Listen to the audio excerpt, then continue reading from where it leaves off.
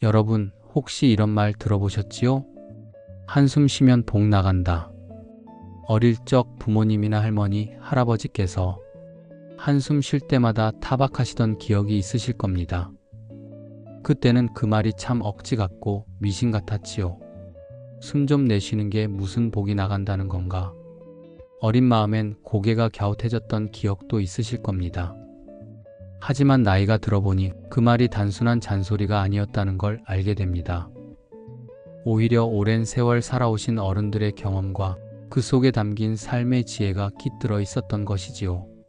오늘은 바로 그 이야기, 한숨을 쉬면 복이 나간다는 말 속에 담긴 깊은 뜻을 함께 풀어가 보려 합니다.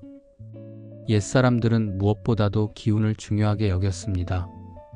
사람은 기운으로 살고 집안도 기운으로 돌아가며 나아가 나라도 기운으로 흥한다고 여겼지요. 이 기운이 곧 복과 연결되어 있었습니다.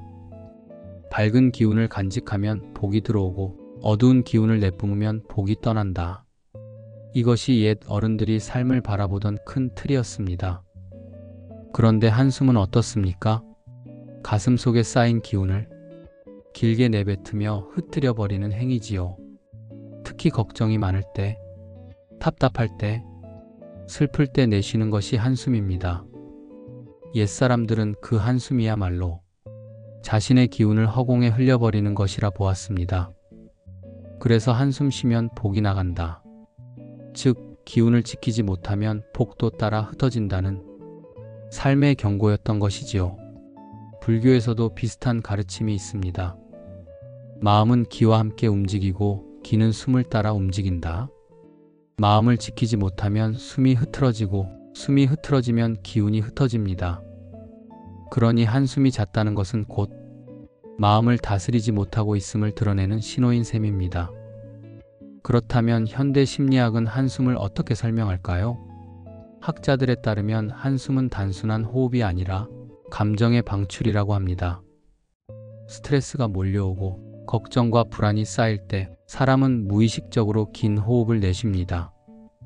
이는 긴장된 자율신경을 순간적으로 조절하려는 우리 몸의 본능적 반응이지요. 한두 번의 한숨은 도움이 되기도 합니다.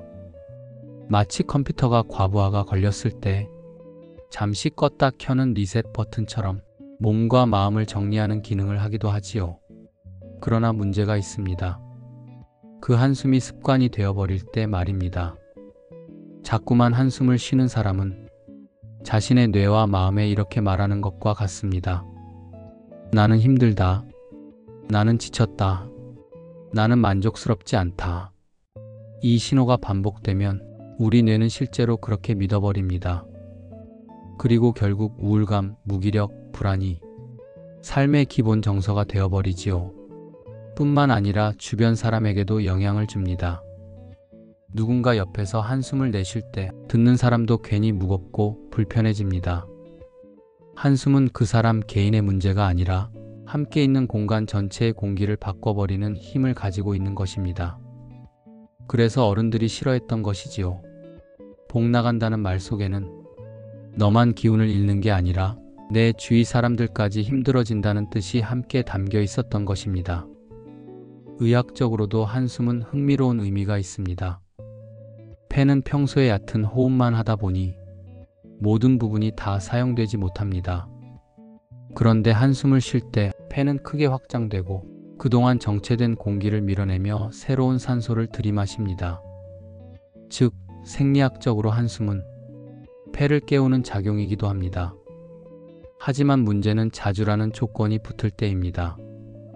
자주 한숨을 쉬면 뇌는 늘 나는 지쳤다는 신호를 받아들이게 됩니다. 그 결과 스트레스 호르몬인 코르티솔이 늘어나고 심혈관 질환, 면역력 저하, 만성 피로 같은 문제로 이어지게 됩니다. 의사들은 말합니다. 한숨이 습관처럼 나온다면 그것은 단순히 기분 탓이 아니라 몸과 마음이 보내는 구조적인 신호일 수 있다. 즉, 한숨은 무심코 내뱉는 단순한 숨이 아니라 내 건강 상태를 보여주는 지표이기도 한 것입니다. 한숨을 바라보는 철학적 해석도 있습니다. 법정 스님은 이런 말씀을 하셨습니다.